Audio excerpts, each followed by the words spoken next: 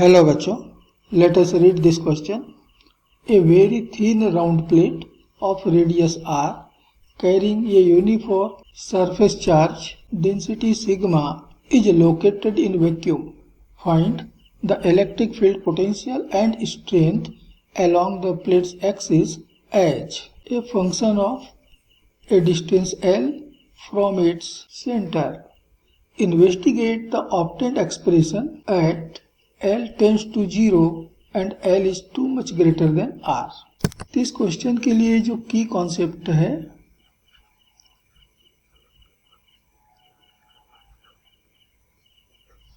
वह है electric field and potential. तो ये हमारा यूनिफॉर्मली चार्ज सर्कुलर प्लेट है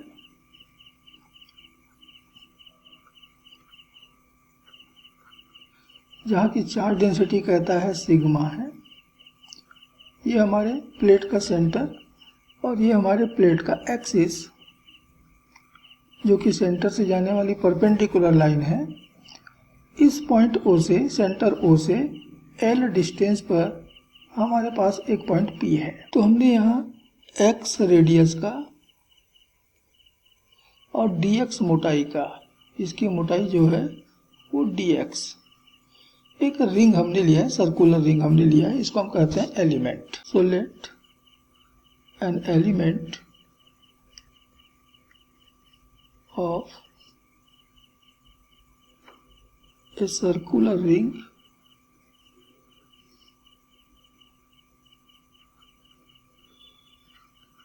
of radius x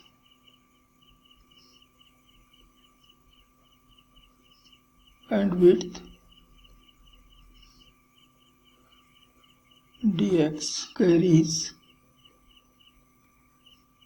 the charge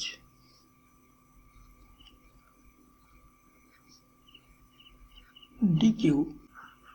तो dq बराबर होगा the density sigma into area of the element that is ring. तो एरिया हो जाएगा length 2πx into width dx। इतना चार्ज हमारे इस रिंग के पास है। देन पोटेंशियल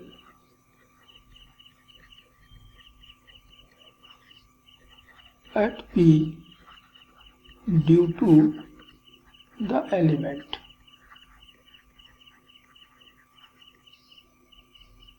तो पोटेंशियल होता है, मान लेते हैं dV 1/4πε0 इंटू चार्ज हो गया sigma 2πx dx upon distance of the point from the charge. तो हमारे चार्ज से पॉइंट P का डिस्टेंस ये हो गया r।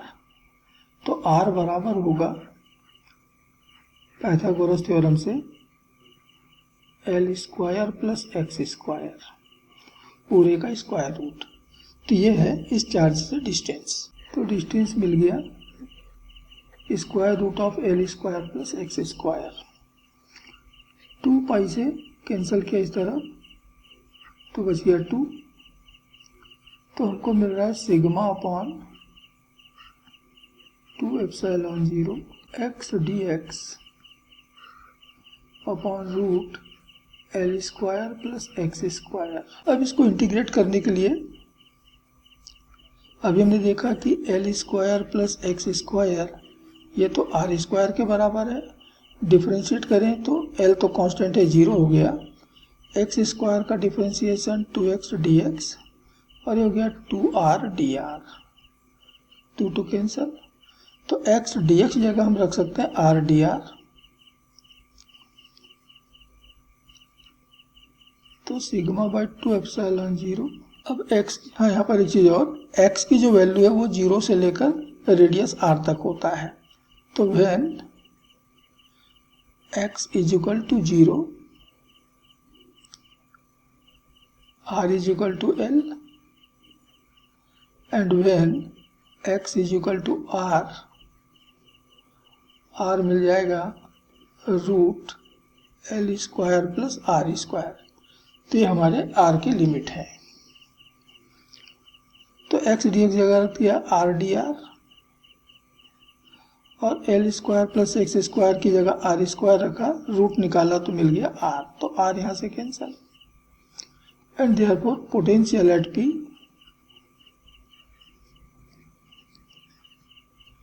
Due to the plate,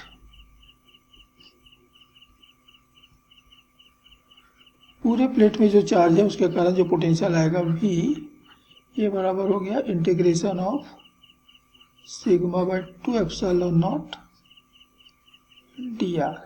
limit है L to root L square plus R square, इस लिमिट के भीतर।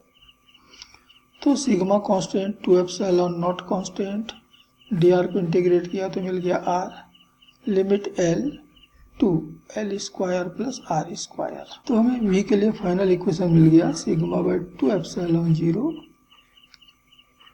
लिमिट रखें तो root L square plus R square minus L. तो ये हमारे इस क्वेश्चन का एक आंसर हो गया। अब व्हेन L टेंड्स टू 0, यानी L की वैल्यू 0 है, तो V हमको मिल रहा है sigma R upon 2 epsilon 0। It is next answer. और दूसरा कहता है कि when L is too much greater then R, तो V बराबर हम लिख सकते हैं सिग्मा बाय 2 एप्सिलॉन नॉट, यहाँ से L को कॉमन ले लें, यानी L स्क्वायर को बाहर कर दें तो बाहर आके L हो जाएगा, और हमको बच रहा है L स्क्वायर तो बाहर हो गया तो 1 plus R square by L square का पावर 1/2 माइनस एल। एल भी कॉमन ले लीजिए, तो sigma L by 2 epsilon 0 1 plus binomial theorem apply करें, क्योंकि न्यूमरेटर बहुत छोटा है, आर स्क्वायर बहुत छोटा है कंपेयर टू एल स्क्वायर, तो बाइनोमियल थ्योरम अप्लाई कर दीजिए। तो R square by 2 L square, power सीधे सेकंड टर्म में मल्टीप्लाई हो जाता है, माइनस 1, तो ये भी कैंसिल हो गया। तो हमको मिल रहा है सिग्मा आर स्क्वायर, तो 2 इंटू 2 4 एप्सिलॉन 0, और ऊपर से एक एल नीचे से एक एल कैंसिल हो जाएगा, तो नीचे एक एल बच जाएगा। तो ये होगा V की वैल्यू जब L बहुत बड़ा हो R से। तो ये भी एक आंसर हो गया। तो अब हम इस प्लेट के चार्ज के कारण पॉइंट P पर कितना फील्ड प्रोड्यूस होगा, फील्ड स्ट्रेंथ, ये निकालते हैं। सो field strength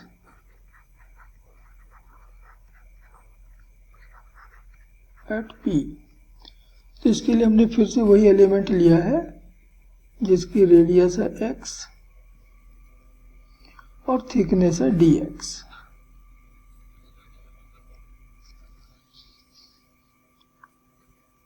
So let charge on the element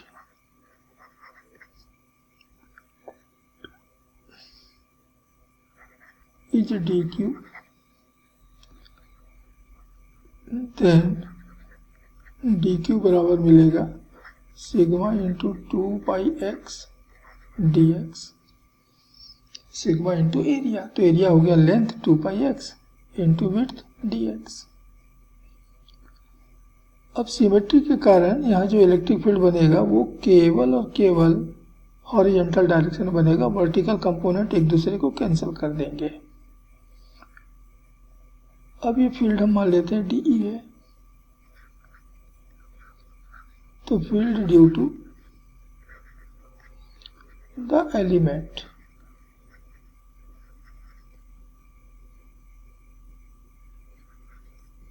eight P DE बराबर मिलेगा 1/4 pi epsilon 0 the charge dq upon distance का स्क्वायर, और ये हो गया L square plus X square into cos theta आता है। यहाँ पर ये जो कंपोनेंट मिलता है वो कोसाइन कंपोनेंट, तो कॉस थीटा, और कॉस थीटा हो जाएगा L by R. So it is 1/4 pi epsilon 0। D Q की वैल्यू मिला है sigma into 2 pi X D X into L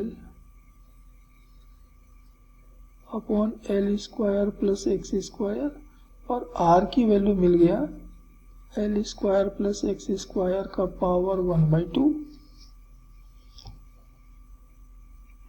तो 2 पाई यहाँ से कैंसिल हो रहा है, नीचे बच रहा है 2।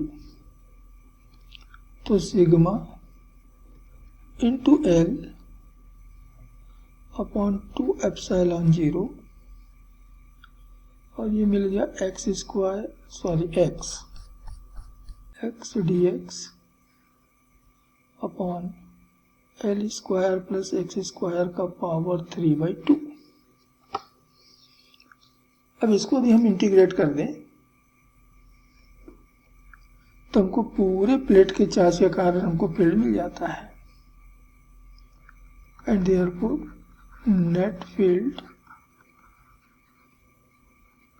एट ई मीन्स ई तो बराबर मिलेगा सिग्मा एल अपॉन 2 एप्सिलॉन 0। ये तो कांस्टेंट है बाहर, एक्स वेरी कर रहा है 0 से आर के बीच में, x D x upon L square plus X square का पावर 3/2।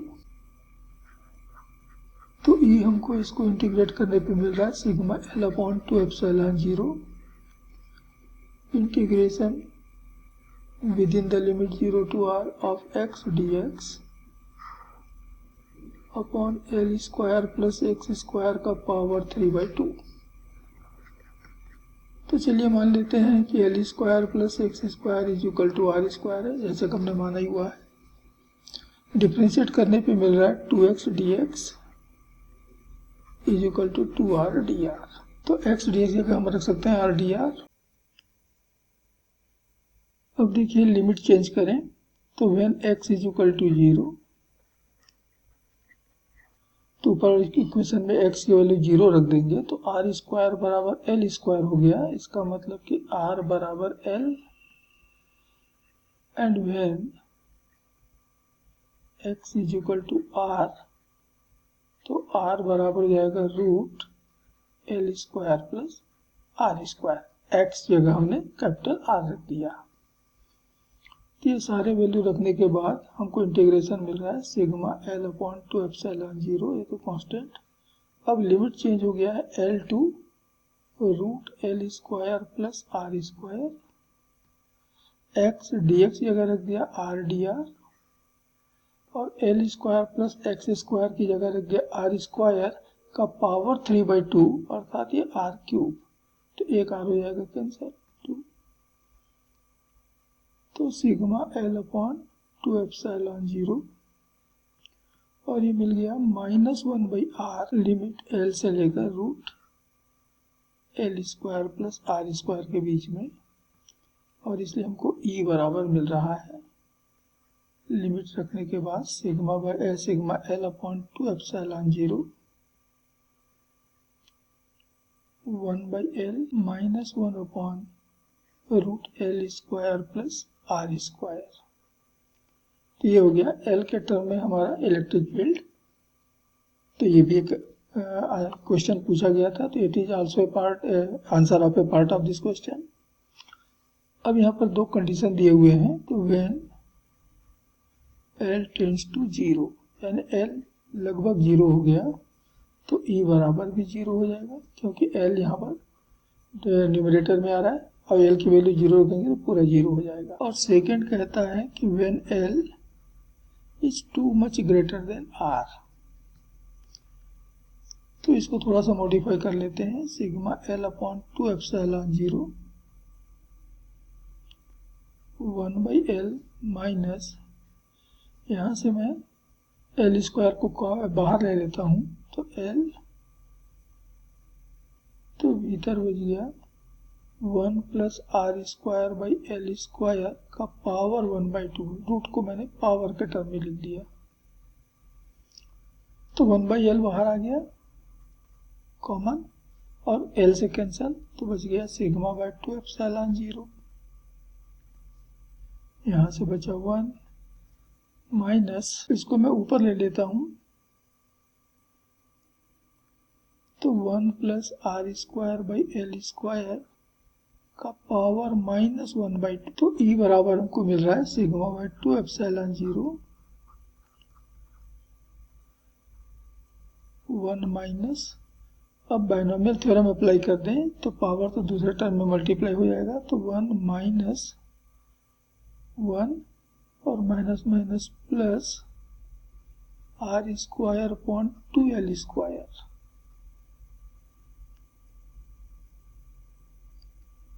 ये 1 और ये 1 कैंसिल, तो हमको मिल रहा है sigma r square upon 2 into 2 4 epsilon 0 l square. तो जब l बहुत बड़ा होगा r से तो इलेक्ट्रिक फील्ड हमको यहाँ से मिलेगा, और इसलिए ये भी हो गया answer of A part of this question. एक आंसर ये भी है कि l 0 है तो E भी 0 होगा, यानी कि सेंटर पर, प्लेट के सेंटर पर इलेक्ट्रिक फील्ड 0 और सेंटर से बहुत ज़्यादा डिस्टेंस पर electric field sigma r square upon 4 epsilon 0 l square मिलेगा। तो ये रहे इस क्वेश्चन के final answers. Hope you understood it well. Best of luck.